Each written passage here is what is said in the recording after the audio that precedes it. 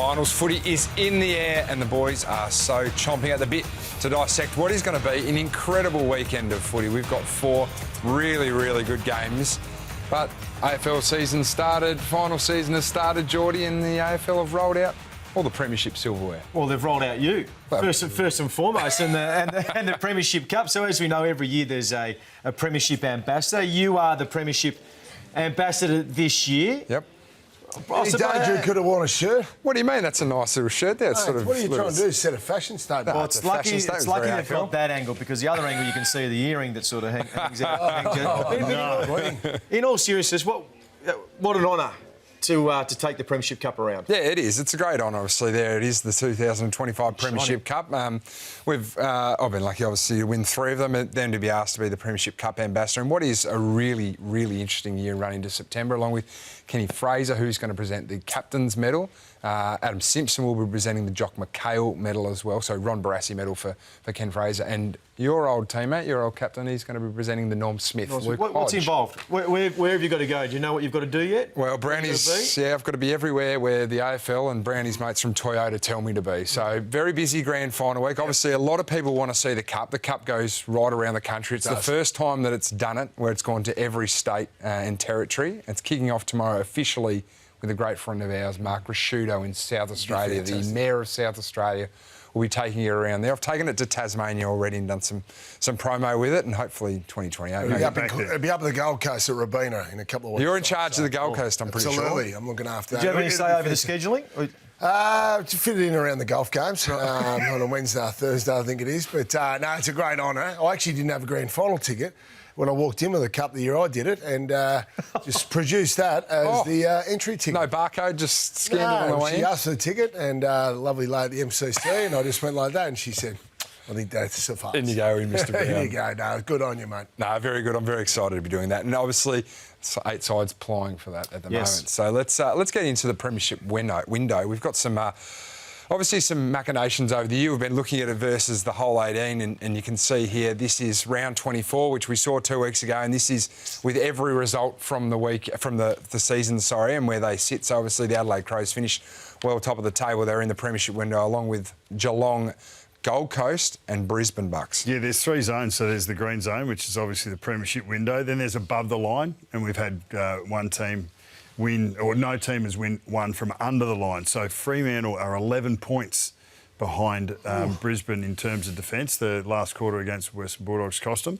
But this is a different sort of look at it. So this is top 8 v top 8. So it's basically playing against one another, which pushes a few. So Adelaide Crows not scoring. That's quite a dramatic as well. drop.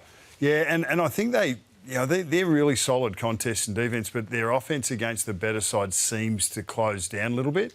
They played some low-scoring games. So that would have been my 3 tips coming in. But it's interesting with Geelong. We'll look at them a little bit closer. They've had some below par opposition the last few weeks, but still, that shows against the best they've been very strong. Yeah, and Brisbane obviously still there as well, consistent. Yeah, and the Giants is the other one.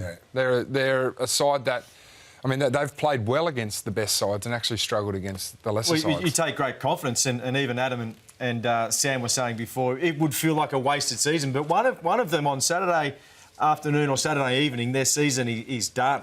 And certainly for the Giants, who have had a good record, slow start again, but good record come the back end and against top 8 sides. We're going to get through all of the games. Yeah, we're going to get through all the games, and we'll be chatting the Giants and Hawks a little bit later on. But let's start with Friday night, and the 2 most experienced final sides, Brownie, are going to go head-to-head, Geelong versus your Brisbane Lions. Yeah, it's cracker. It's a cracking game. Prelim final replay from last year, which was an absolute doozy as well, wasn't it? Bucks were there on the panel, and Geordie was there as well, so it was just great to see.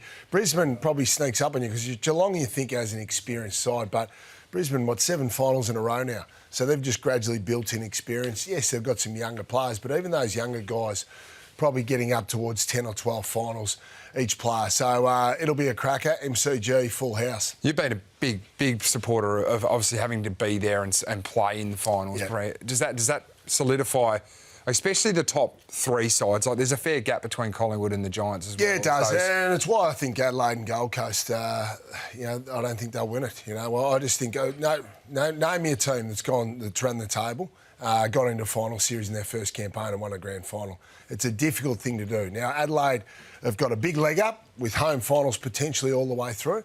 But it does count for something, no question about that, especially at the bottom rung there. So it'll be one to watch, and obviously Adelaide Crows supporters and Gold Coast supporters will be hoping to prove me wrong. What does it count for, Bucks? 2017, you did it. Yeah. We did. No, they didn't. We'd had premiership. We'd had finals experience finals. 13, 14 and 15. Right, but exactly. Adelaide, it's been since 2017. The core of the group. I'm talking about the core of the group. I know Tex has been to a grand final.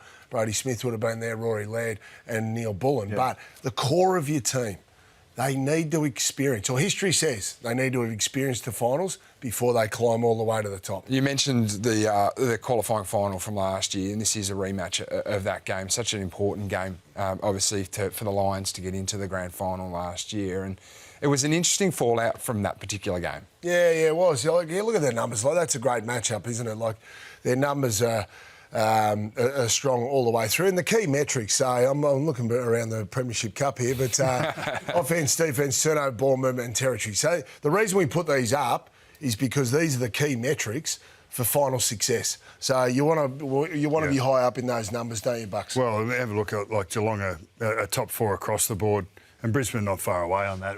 We've seen these as two legitimate top four teams throughout the course of the home and away. Two very differing and varied ways of getting there, though.